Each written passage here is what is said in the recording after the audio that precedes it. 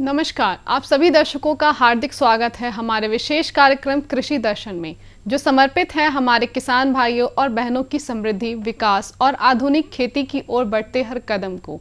इस मंच के माध्यम से हम लाते हैं खेती से जुड़ी जरूरी खबरें, मंडी के ताज़ा भाव, मौसम का हाल, नई तकनीकों की जानकारी, विशेषज्ञों की सलाह और साथ ही प्रेरणादायक कहानियाँ भी। तो आइए शुरुआत करते हैं आज के अंक की ओर। सबसे पहले नजर डालते हैं हमारे पहले सेगमेंट खबरें खेती की पर। नमस्कार किसान भाइयों और बहनों, खबरें खेती की के इस विशेष अंक में आपका हार्दिक स्वागत है। आज के इस अंक में हम जानेंगे किसानों को आत्मनिर्भर बनाने की दिशा में वैज्ञानिकों की पहल, मत्स्य पालन से जुड़ी महत्वपूर्ण जानकारी, सब्जियों की खेती में मल्चिंग तकनीक का उपयोग, अमरूद की उन्नत किस्में, एक प्रगतिशील किसान की सफलता की कहानी, कृषि उपकरण और अंत में जानेंगे पटना अनाज मंडी के ताजा भाव और मौसम की जानकारी। तो आइए सबसे पहले नजर डालते हैं आज के मुख्य समाचारों पर। किसानों को आत्मनिर्भर बनाने के लिए वैज्ञानिकों की नई पहल। मत्स्य पालन में घुलनशील ऑक्सीजन बनाए रखने के लिए एरेटर का प्रयोग जरूरी। गर्मी के मौसम में सब्जियों की खेती के लिए मल्चिंग तकनीक लाभकारी। अमरूद की उन्नत किस्मों से किसानों को बेहतर उत्पादन और लाभ। पूर्वोत्तर राज्यों सहित देश के किसानों की आय बढ़ाने और फसल उत्पादन को बेहतर बनाने के लिए वैज्ञानिक लगातार नए नए अनुसंधान और तकनीकों पर काम कर रहे हैं। हाल ही में भारतीय कृषि अनुसंधान परिषद पटना में आयोजित 26वें स्थापना दिवस के अवसर पर उप महानिदेशक अमरेश कुमार नायक ने कहा कि वर्ष 2047 तक किसानों को आत्मनिर्भर बनाना लक्ष्य है। इसके साथ ही वैज्ञानिक लगातार किसानों के लिए बीज जाकर नई तकनीकों और उन्नत खेती के तरीकों की जानकारी दे रहे हैं। मत्स्य पालक किसानों के लिए महत्वपूर्ण जानकारी है कि जब भी वातावरण में आर्द्रता बढ़ जाए तो तालाबों में घुलनशील ऑक्सीजन का स्तर बनाए रखने के लिए एरेटर का उपयोग अवश्य करें। अगर इसे सुबह और शाम लगभग 2-2 घंटे चलाया जाए तो मछलियों का स्वास्थ्य बेहतर रहता है और उत्पादन भी अच्छा मिलता है। जब भी वातावरण में आर्द्रता ज़्यादा होगा, रिलेटिव ह्यूमिडिटी बहुत ज़्यादा होगा, 75 से ज़्यादा, टेम्परेचर आपको वातावरण का 35-36 डिग्री सेल्सियस से ऊपर होगा, उस कंडीशन में आपका घुलनशील ऑक्सीजन आपके तालाब का गिरेगा। अगर ये स्थिति आ गई या ये स्थिति नहीं आए, इसके लिए किसान बंधुओं को चाहिए कि ऐसे समय में सवेरे मॉर्निंग में 4 बजे और शाम करके 2 घंटा एरेटर का प्रयोग करें अपने तालाब में। जैसा कि आप विजुअल्स में देख रहे हैं, 1 एकड़ के लिए 2 HP का 4 आर्म का एक एरेटर सफिशिएंट होता है घुलनशील ऑक्सीजन की मात्रा बढ़ाने के लिए। और एरेटर अगर आप अपने तालाब में यूज कर रहे हैं तो डेंसिटी भी आप संचय का दर भी अपने तालाब में मछली के जीरा का बढ़ा सकते हैं और उत्पादन ही बढ़ा सकते हैं। गर्मी का मौसम बढ़ने के साथ सब्जियों की खेती में मल्चिंग तकनीक किसानों के लिए काफी उपयोगी साबित हो रही है। इस तकनीक में प्लास्टिक पॉलीथीन के माध्यम से मिट्टी को ढक दिया जाता है, जिससे भूमि में नमी बनी रहती है और सिंचाई की आवश्यकता कम हो जाती है। इससे खरपतवार भी कम उगते हैं और फसल की पैदावार बेहतर होती है। राज्य में किसान बड़े पैमाने पर अमरूद की खेती कर रहे हैं और बाजार में इसकी मांग भी लगातार बढ़ रही है। विशेषज्ञों के अनुसार किसान अमरूद की उन्नत किस्में जैसे G14, G35 और G5 की खेती करें तो बेहतर उत्पादन और अधिक मुनाफा प्राप्त कर सकते हैं।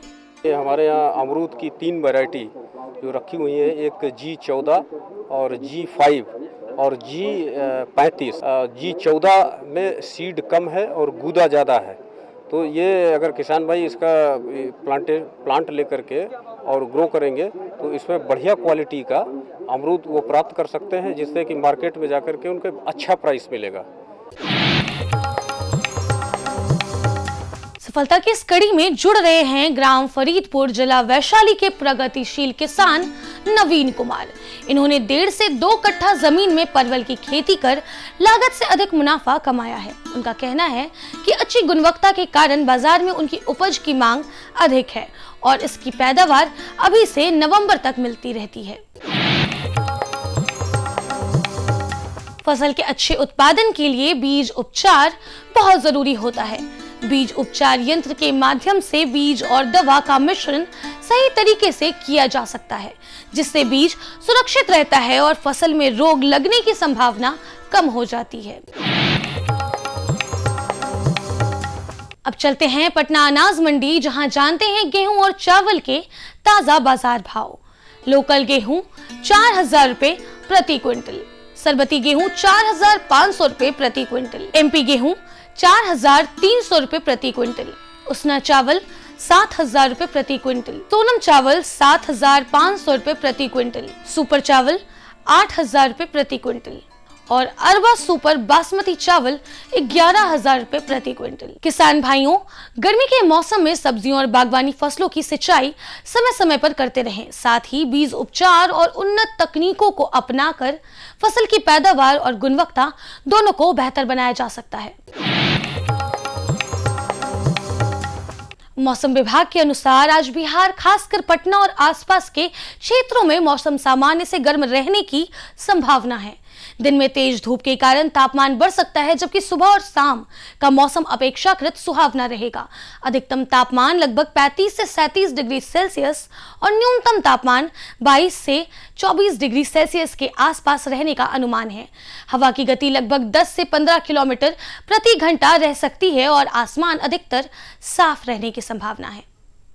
किसान भाइयों को सलाह है कि किसान बढ़ती गर्मी को देखते हुए सब्जी और बागवानी फसलों में समय समय पर सिंचाई करते रहे तथा खेतों में नमी बनाए रखे ताकि फसल पर गर्मी का प्रभाव कम पड़े। तो ये थी आज की प्रमुख खेतीबाड़ी से जुड़ी खबरें, मंडियों के ताज़ा भाव और मौसम का पूर्वानुमान। साथ ही हमने जानी कुछ नई तकनीकें और मशीनें जिनसे खेती और पशुपालन को और अधिक सशक्त और लाभकारी बनाया जा सकता है। और हाँ, हमें मिली एक किसान की प्रेरणादायक सफलता की कहानी भी, जिसने साबित किया कि परंपरागत खेती भी अगर सही तरीके से की जाए तो बेहतर मुनाफा और पहचान दोनों मिल सकते हैं। अब समय है हमारे अगले सेगमेंट का, जिसमें हम जुड़ेंगे एक और महत्वपूर्ण जानकारी के साथ। यह विषय न सिर्फ खेती किसानी से जुड़े लोगों के लिए महत्वपूर्ण है, बल्कि इससे जुड़ी बातें आने वाले समय में नए अवसरों के द्वार भी खोल सकती है। तो आइए विस्तार से समझते हैं इस विषय को हमारे विशेषज्ञ के माध्यम से। नमस्कार दर्शकों, मैं अर्पिता सिंह आप सभी का बहुत बहुत स्वागत करती हूँ। आर्थिक समृद्धि के हमारे उद्देश्य को समर्पित हमारे और आपके लोकप्रिय कार्यक्रम कृषि दर्शन में। और जी हाँ, आज हम बात करेंगे बत्तख सह मछली पालन की जो पद्धति होती है वो किस प्रकार होती है, किस तरह से जो पारंपरिक तालाब की जो यह पद्धति है और किस तरह से एक सीमित घेराबंदी के अंदर तालाब का जो जलाशय रहता है उसमें यह जो मछली पालन का जो काम होता है, इसी पर आज हम बातचीत करेंगे। मैं बता दूं कि इस विषय पर हमारे बीच में बेहद ही जाने माने विशेषज्ञ हैं डॉक्टर पवन कुमार शर्मा जी, जो कि विषय वस्तु विशेषज्ञ हैं, डॉक्टर राजेंद्र प्रसाद, केंद्रीय कृषि विश्वविद्यालय कृषि विज्ञान केंद्र सिवान से। सर, आपका बहुत बहुत स्वागत है हमारे इस कार्यक्रम में। नमस्कार जी। देखिए, और सबसे पहले तो हम आपसे यह जानना चाहेंगे कि आज का ये जो विषय है ये बेहद ही महत्वपूर्ण विषय है, बिकॉज ये कहीं ना कहीं एम्प्लॉयमेंट जनरेशन से विषय है। और आज के हमारे जितने भी युवा हैं, एंटरप्रेन्योरशिप में आ रहे हैं, जो भी हमारे किसान भाई इस कार्यक्रम को देख रहे हैं, तो ये कहीं ना कहीं एक वृहद क्षेत्र है खेती का भी, एम्प्लॉयमेंट का भी। तो सबसे पहले हम आपसे यह जानना चाहेंगे कि ये जो बत्तख सह मछली पालन की ये जो पूरी पद्धति है, इसका क्या स्ट्रक्चर है या इसकी जो पूरी आधारभूत संरचना क्या है, आप वो हमारे दर्शकों को बताएं। देखिए, जैसा कि आप जानते हैं कि जनसंख्या वृद्धि का दबाव कम होती हुई भूमि पर अधिक उत्पादन के लिए पड़ रहा है। हम जानते हैं कि जैसे जैसे परिवारों का विभाजन हो रहा है, जमीन का विभाजन हो रहा है और एक प्रति व्यक्ति जो भूमि है उसकी उपलब्धता कम हो रही है, तो उस कम होती हुई भूमि पर अधिक उत्पादन करने का एक चैलेंज आज हमारे कृषि के समक्ष है। और उसी कड़ी के अंदर उस उत्पादन को बढ़ाने के लिए समाकलित मछली पालन तकनीक एक बहुत ही महत्वपूर्ण तकनीक है। और ये बतख सह मछली पालन तकनीक जो है वो समाकलित मछली पालन तकनीक का ही एक पार्ट है। इस समाकलित मछली पालन तकनीक में क्या करते हैं कि एक समय में एक भूभाग पर एक से अधिक फसलों का उत्पादन किया जाता है, जिसके अंदर एक जो मूल क्रॉप है वो तो है मछली पालन, और उसके साथ जो दूसरी सहयोगी जो फसल है वो है बतख पालन। दोनों को जब एक साथ कर देते हैं तो इससे किसान की जो कुल उत्पादन है वो बढ़ता है, और जो कुल उसकी आय है, वार्षिक आय, उसके अंदर बढ़ोतरी होती है। अब इसमें करना क्या होता है कि जैसे किसान के पास में तालाब है, तो उस तालाब के ऊपर एक मछली का बतख का घर उसको बनाना होता है, और उस बतख के घर बना करके उसमें अंदर एक विशिष्ट प्रजाति की बतख का पालन किया जाता है। उस बतख के पालन करने से किसान को फायदा ये होता है कि जब बतख तालाब के अंदर मूव करती है तो ऑक्सीजन का लेवल उससे बढ़ता है, क्योंकि पानी टर्बुलेट होता है, और टर्बुलेट होने की वजह से जो वातावरण की ऑक्सीजन है वो पानी के टच में आती है, और ज्यादा विसरण प्रक्रिया के माध्यम से ऑक्सीजन लेवल बढ़ जाता है, जिसमें किसान का कोई अतिरिक्त पैसा नहीं लग रहा है, यानी कि उसको एरेटर की जरूरत नहीं पड़ रही है, केवल बतख के मूवमेंट से ये संभव हो रहा है। दूसरा क्या कि जब बतख पानी के अंदर मूव करेगी तो पानी के अंदर जो कीट है, पानी के अंदर जो गंदगी है, उसको वो अपने भोजन के रूप में खाएगी, तो बतख का जो भोजन है वो उसको तालाब से मिल गया, और जब तैरेगी तो पानी का ऑक्सीजन लेवल बढ़ गया और तालाब की सफाई भी हो गई। यानी कि नेचुरली प्रबंधन होकर के किसान की जो इन्वेस्टमेंट कॉस्ट है, किसान की जो लागत मूल्य है वो कम हो गई, और उसका प्रॉफिट, उसका मुनाफा ज्यादा हो गया। अब इसके अंदर ध्यान रखने वाली जो बातें हैं उसमें क्या है कि जो मछली है, उस मछली का बीज जो डाला जाएगा वो फिंगरलिंग आकार का डाला जाएगा, और जो बतख है वो बतख की एक निश्चित संख्या उसके अंदर डाली जाएगी, ताकि जो बतख का एक्सक्रीट है वो तालाब के लिए खाद का काम कर जाए, और बतख का जो संख्या, एडिशनल संख्या है, उससे किसान की आय के अंदर वृद्धि हो जाए। ये एक मूल इसकी रूपरेखा है, जिससे किसान अपने मछली पालन तालाब पर अतिरिक्त आय प्राप्त कर सकता है। जी हाँ, देखिए पवन जी, आपने बेहद संजीदगी से बताया और बहुत ढंग से बताया कि जो स्ट्रक्चर जो पूरा होता है और किस तरह से इसकी जो आधारभूत संरचना होती है, पूरी परिपक्वता क्या होता है पूरे जो कहते हैं कि पूरे प्रोसेस में। और इसके साथ देखिए एक बड़ा ही महत्वपूर्ण सवाल आता है कि पद्धति तो चलिए, खेती तो कई तरह की खेती होती है, पर इस खेती से जो बतख सह मछली की जो पद्धति है, इससे हमारे किसान भाइयों को कितना लाभ मिलता है, या इससे किसान भाइयों को क्या फायदे होते हैं? देखिए, आपने जो किसान भाइयों के लाभ की बात की है, सबसे पहली बात तो ये कि जब 2 फसल मिलेगी तो उसको अतिरिक्त आय मिलेगी, लेकिन उसमें कितनी अतिरिक्त आय मिलेगी इसका भी गणना जरूरी है। हम जो रिकमेंड करते हैं, वैज्ञानिक पद्धति से जब बतख सह मछली पालन किया जाएगा तो उसमें बतख की संख्या लगभग 200 से 250 प्रति हेक्टेयर के हिसाब से सुनिश्चित किया जाना है। तो 200 से 250 जब बतख उसके अंदर होगी तो हम ये मानते हैं कि परिपक्वता पर जब बतख को बेचा जाएगा तो उसका वजन लगभग 2 से 2.5 किलो तक हो जाता है। यानी कि किसान को अगर बतख के मांस से आय की उपलब्धता प्राप्त होने की बात करें तो लगभग 750 किलोग्राम उसको बतख का मीट अलग से प्राप्त होगा। और इस बीच 6 महीने बाद में जब बतख अंडा देना शुरू कर देगी तो लगभग उसको 7 से 8 हजार अंडे भी अतिरिक्त प्राप्त हो जाएंगे। तो ये तो बतख से अतिरिक्त आय प्राप्त हो गई।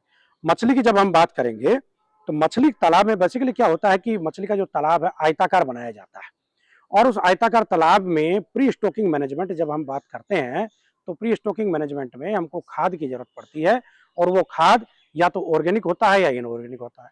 लेकिन आजकल जिस हिसाब से ऑर्गेनिक फार्मिंग और नेचुरल फार्मिंग को प्रमोट किया जा रहा है, हम किसान को सजेस्ट करते हैं कि आप ऑर्गेनिक फार्मिंग की तरफ मूव करिए। तो ये बतख पालन जब उसके ऊपर होगा, मछली पालन तालाब के ऊपर, तो इसमें क्या है कि जो बतख का बीट है, जो बतख का एक्सक्रीट है, वो सीधा किसान को खाद के रूप में मिल जाएगा। और बतख का और मुर्गी का जो एक्सक्रीट होता है वो गाय के गोबर और भैंस के गोबर की तुलना में ज्यादा न्यूट्रिएंट वाला होता है, यानी कि इसके अंदर नाइट्रोजन, फास्फोरस और पोटेशियम, ये इस तरीके के जो एलिमेंट्स हैं, इनकी मात्रा ज्यादा होने से जहां पे हम गाय का गोबर प्रति हेक्टेयर 10,000 किलोग्राम रिकमेंड करते हैं वैज्ञानिक पद्धति से, ये उससे कई गुना कम में ही किसान के तालाब के लिए जो मात्रा आवश्यक है उसकी पूर्ति कर देगा। इसमें किसान भाइयों को एक बहुत जरूरी बात यह है कि बतख का घर जो बनाया जाएगा वो बतख का घर डाइक पे ना बना करके उसको तालाब के ऊपर बनाना है। यानी कि उस बतख के घर का एक हिस्सा डाइक के ऊपर रहेगा और दूसरा हिस्सा जो है पोल गार्ड करके पानी के ऊपर ही रहेगा। इससे फायदा क्या होगा कि बतख जब एक्सक्रीट करेगी, बतख जब बीट करेगी तो सीधा तालाब के अंदर बीट गिरेगा। और बतख के मूवमेंट के लिए किसान भाई को क्या करना है कि जो तालाब की तरफ जो हिस्सा है बतख के घर का, वहीं से एक सीढ़ी बना देनी है ताकि बतख सीधा तालाब के अंदर उतर जाए और तालाब में तैर करके वापस जाए। जब ज्यादा से ज्यादा समय तालाब के अंदर बतख रहेगी तभी किसान भाई को इसका ज्यादा फायदा मिलेगा। बतख जितना मूवमेंट पानी के अंदर होगा किसान भाई के तालाब का ऑक्सीजन लेवल उतना ज्यादा होगा। तो इसमें क्या करना है कि जैसे किसान भाई ने आयताकार तालाब बना दिया, बतख का घर प्रॉपर बना दिया। बतख के घर में एक और चीज महत्वपूर्ण है कि एक बतख के लिए 0.4 मीटर स्क्वायर का स्पेस चाहिए। उसी हिसाब से जब उसको जितना एरिया है, जैसे हमने बताया था अभी कि 200 से 250 बतख प्रति हेक्टेयर के हिसाब से उसको रखनी है। मान लीजिए 1 एकड़ का तालाब है तो उस हिसाब से उसको गणना कर लेनी है और उतना ही बड़ा घर बनाना है। तो बतख जब उसके अंदर जाएगी तो किसान को मैनेजमेंट में आसानी होगी। ये तो हो गई बतख से आए। मछली पालन से जो उसको जो एडिशनल एक्सपेंडिचर खाद से लग रहा था वो खाद का एक्सपेंडिचर इससे कम हो गया। दूसरी बात, बतख के साथ में जब मछली पालन करते हैं तो एक प्रयोग में ये माना गया है कि लगभग 4 टन के आसपास मछली प्रति हेक्टेयर तालाब से प्राप्त की जा सकती है। तो 4 टन मछली तो किसान भाई को वहां से मिल गई तालाब से और एडिशनल 750 केजी के आसपास मीट मिल गया बतख का और 7000 से 8000 के आसपास अंडे मिल गए किसान भाई को। तो ये एक बहुत अच्छा कॉम्बिनेशन है जिसको करके किसान भाई अपनी आय में बढ़ोतरी कर सकता है, एडिशनल लाभ प्राप्त कर सकता है। और इसके साथ ही देखिए पवन जी, हम आपसे यह भी जानना चाहेंगे कि बतख और मछली का जो अंडे का जो होता है जो सैंपल वो कितना कितना होना चाहिए, वो प्रॉपर तरीके से उसकी जो संख्या होती है वो कितनी उसकी संख्या होनी चाहिए, और यदि अगर कुछ सावधानी भी बरतनी है तो आप वो भी हमारे दर्शकों को बता सकते हैं। जी देखिए, ये बहुत महत्वपूर्ण बात आपने पूछी है किसान भाइयों के हित में कि किस संख्या में हमको बीज डालना है और क्या क्या सावधानियां रखनी है। तो बतख का तो मैंने अभी बताया था कि 200 से 250 बतख प्रति हेक्टेयर के हिसाब से हमको पालन करना है तालाब के ऊपर। लेकिन मछली की संख्या की जब बात आएगी तो हम ये रिकमेंड करते हैं वैज्ञानिक पद्धति में कि प्रति हेक्टेयर 10,000 फिंगरलिंग्स का मतलब किसान भाई अच्छे से समझ लें कि अंगुली, फिंगर यानी अंगुली के साइज का बीज या इससे बड़ा बीज ही तालाब के अंदर डालना है। इसका फायदा क्या होता है कि जब आप अंगुलिका के आकार का बीज तालाब के अंदर डाल देते हैं तो उसमें सर्वाइवल रेट ज्यादा आता है। यानी कि आपने 10,000 बीज डाला तो हम ये मान के चलते हैं कि 60% के आसपास तो सर्वाइवल रेट आएगा ही। लेकिन अगर आप छोटा साइज का बीज डाल देंगे, जीरा साइज का या स्पोन साइज का, तो उसमें सर्वाइवल रेट 40%, 30% है, उससे भी कभी कभी कम आता है क्योंकि तालाब में कई बार प्रेडेटर्स होते हैं वो उसको हानि पहुंचाते हैं। दूसरी बात कि जो फ्लक्चुएशंस आते हैं तालाब के अंदर, जैसे टेम्परेचर में फ्लक्चुएशन आ रहा है, ऑक्सीजन लेवल फ्लक्चुएशन आ गया, पीएच में फ्लक्चुएशन आ गया, तो उन सब केसेज के अंदर क्या होता है कि मछली का सर्वाइवल रेट कम होता है, मोर्टेलिटी ज्यादा हो जाती है। सावधानी रखने की बात यह है कि जो मछली का जो तालाब है उसमें आप उसके जो वाटर क्वालिटी पैरामीटर्स है उसको बराबर चेक करते रहिए। उसमें कौन कौन से महत्वपूर्ण है, उसका तापमान है, उसका पीएच है, उसका टीडीएस है, उसका इलेक्ट्रॉनिक कंडक्टिविटी है। अगर आपके पास में जांच करने की फैसिलिटी नहीं है तो आप आपके बगल में कोई कार्यालय होगा, कोई लैब होगा, कृषि विज्ञान केंद्र में संपर्क कर सकते हैं। दूसरा, बतख के घर का अगर विषय है तो बतख के घर में आपको प्रॉपर सैनिटेशन रखना है, आप उसकी बराबर सफाई करते रहिए, बतख का वैक्सीनेशन भी करवाइए। बतख को अगर कोई समस्या है तो तुरंत आप जो है संबंधित चिकित्सक से परामर्श करिए, वेटनरी डॉक्टर से परामर्श करिए और अपने पालन को सुरक्षित करिए। सर, चूंकि वक्त की सीमा है और हम आ चुके हैं कार्यक्रम के आखिरी पड़ाव पर, इसलिए मैं आपका बेहद ही शुक्रिया अदा करना चाहूंगी कि आपने अपना कीमती वक्त निकालकर आप हमारे साथ इस कार्यक्रम में जुड़े। धन्यवाद जी, नमस्ते। विशेषज्ञ से मिली ये उपयोगी जानकारियां निश्चित रूप से आपके लिए लाभकारी सिद्ध होंगी। अब समय है एक छोटे से विराम का, आप कहीं जाइएगा मत, क्योंकि ब्रेक के बाद हम लौटेंगे और भी रोचक और उपयोगी जानकारी के साथ। बने रहिए हमारे साथ कृषि दर्शन में। हर जोखिम से निकल कर फसल आए, सुरक्षित हो जाए, फसल बीमा से हर किसान अब आत्मनिर्भर हो जाए। अब सूखा पड़े या बाढ़ आ जाए, कोई डर नहीं। अब ओले पड़े या कीट पतंगे फसल खा जाएं, कोई फिक्र नहीं। अब कैसी भी आपदा हमारी फसल पे आ जाए, क्षति होने पर हमारे दावों का उचित भुगतान मिलता है, क्योंकि हमने लिया है प्रधानमंत्री फसल बीमा। बुआई से फसल कटाई तक हर जोखिम का दावा, न्यूनतम प्रीमियम पर अधिकतम भुगतान का वादा। योजना से हर साल जुड़ रहे हैं 5 करोड़ से ज्यादा किसान। अब आपकी है बारी। नजदीकी कृषि कार्यालय, सहकारी समिति, बैंक शाखा, अधिकृत बीमा कंपनी या जन सेवा केंद्र में स्वेच्छा से करा सकते हैं पंजीकरण। फसल बीमा पोर्टल या फसल बीमा ऐप द्वारा भी किया जा सकता है पंजीकरण। प्रधानमंत्री फसल बीमा योजना, आपकी फसलों का संपूर्ण सुरक्षा कवच। कृषि एवं किसान कल्याण मंत्रालय, भारत सरकार। ब्रेक के बाद एक बार फिर से स्वागत है आपका हमारे खास कार्यक्रम कृषि दर्शन में। अब पेश है हमारा अगला सेगमेंट, एक संक्षिप्त लेकिन ज्ञानवर्धक फीचर फिल्म, जिसमें हम देखेंगे खेती से जुड़ी महत्वपूर्ण विषय पर एक रोचक प्रस्तुति। तो आइए देखते हैं आज की यह विशेष फिल्म। किसानों के चेहरे पर खुशहाली, हर खेत को मिल रहा है पानी। ये है न्यू इंडिया की कहानी। फसलों की भरपूर पैदावार के लिए बीज और खाद के साथ साथ जल एक महत्वपूर्ण कारक है। पानी की बचत न केवल मिट्टी के स्वास्थ्य में सुधार करती है, बल्कि उत्पादकता बढ़ाने और पर्यावरणीय लाभ प्रदान करने में भी मदद करती है। इसके अलावा पानी की उतनी ही मात्रा से लंबे समय तक सिंचाई तथा विस्तारित क्षेत्र में सिंचाई करने में भी मदद मिलती है। इसे ध्यान में रखते हुए माननीय प्रधानमंत्री श्री नरेंद्र मोदी जी के दूरदर्शी नेतृत्व में कृषि एवं किसान कल्याण मंत्रालय ने साल 2015-16 में पर ड्रॉप मोर क्रॉप यानी प्रति बूंद अधिक फसल योजना लागू की थी। पर ड्रॉप मोर क्रॉप पर सरकार का बहुत जोर है और ये समय की मांग भी है। साथियों, माइक्रो इरिगेशन भी इनपुट कॉस्ट कम करने का और ज्यादा प्रोडक्शन का बहुत बड़ा माध्यम है और एक प्रकार से एनवायरनमेंट की भी सेवा है। सूक्ष्म सिंचाई के माध्यम से उपलब्ध जल संसाधनों के उपयोग को इष्टतम किया जा रहा है। इसका उपयोग सटीक सिंचाई और बेहतर ऑन फार्म जल प्रबंधन प्रथाओं को बढ़ावा देने के लिए भी किया जा रहा है।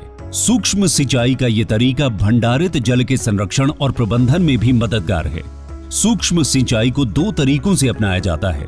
पहला, ड्रिप इरिगेशन।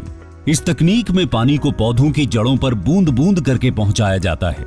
इस कार्य के लिए पाइप, नलियां तथा एमीटर का नेटवर्क लगाना पड़ता है। इसे टपक सिंचाई या बूंद बूंद सिंचाई भी कहते हैं। दूसरा तरीका है स्प्रिंकलर इरिगेशन। इस तकनीक में दबाव के तहत पानी का छिड़काव किया जाता है और बारिश के रूप में पाइपों के नेटवर्क से जुड़े नोजल सेट के माध्यम से पौधों पर बरसाया जाता है।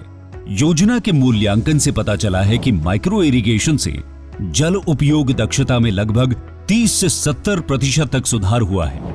विभिन्न फसलों की उत्पादकता में 9 से 60% तक की वृद्धि हुई है तथा गुणवत्ता भी बढ़ी है। किसानों की आय में 10 से 69% तक की बढ़ोतरी हुई है। पंपिंग में विद्युत ऊर्जा और डीजल की बचत हो रही है। साथ ही इससे ग्रामीण क्षेत्र में रोजगार के अवसर भी उत्पन्न होते हैं। पर ड्रॉप मोर क्रॉप यानी प्रति बूंद अधिक फसल के तहत ड्रिप और स्प्रिंकलर सिस्टम के लिए सरकार छोटे और सीमांत किसानों को 55% और अन्य किसानों के लिए 45% की सहायता प्रदान करती है। इसके अलावा कुछ राज्य सूक्ष्म सिंचाई को प्रोत्साहित करने के लिए किसानों को अतिरिक्त सब्सिडी भी प्रदान करती है। इसे लगाने के लिए एक लाभार्थी को अधिकतम 5 हेक्टेयर क्षेत्र में सूक्ष्म सिंचाई हेतु सहायता मिलती है। पिछले 9 वर्षों में प्रति बूंद अधिक फसल यानी PDMC योजना के माध्यम से सूक्ष्म सिंचाई के तहत लगभग 78 लाख हेक्टेयर क्षेत्र को कवर किया गया है, जो कि 81% से अधिक सूक्ष्म सिंचाई कवरेज है। इसके अलावा सूक्ष्म सिंचाई के कवरेज के विस्तार के लिए नाबार्ड के साथ मिलकर 5000 करोड़ रुपए की सूक्ष्म सिंचाई कोष यानी MIF बनाया गया है एवं इस कोष को 10,000 करोड़ रुपए तक बढ़ाना प्रस्तावित है। पर ड्रॉप मोर क्रॉप योजना का लाभ पाने हेतु अपने नजदीकी कृषि एवं उद्यान विकास के कार्यालय से संपर्क करें। माननीय प्रधानमंत्री श्री नरेंद्र मोदी जी के मार्गदर्शन में देश का किसान अब आत्मनिर्भर होकर खुशहाली की ओर अग्रसर है। देश अब संकल्प से सिद्धि की ओर बढ़ चला है।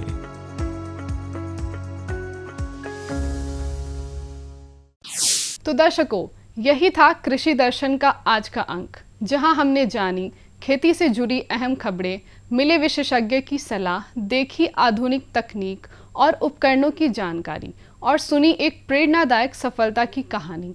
हमें पूर्ण विश्वास है कि यह कार्यक्रम आपके लिए उपयोगी और जानकारीपूर्ण रहा होगा। हम फिर हाजिर होंगे ऐसे ही और भी रोचक और ज्ञानवर्धक विषयों के साथ। तब तक आप स्वस्थ रहें, खुशहाल रहें और खेती के क्षेत्र में लगातार आगे बढ़ते रहें। नमस्कार। हमारा पता है कृषि दर्शन, कमरा नंबर 203 द्वारा केंद्र निदेशक, दूरदर्शन केंद्र पटना, फ्रेजर रोड, पटना। आप हमसे ईमेल के माध्यम से भी संपर्क कर सकते हैं। हमारा ईमेल है directorddkpatna@gmail.com या kddkpatna@gmail.com।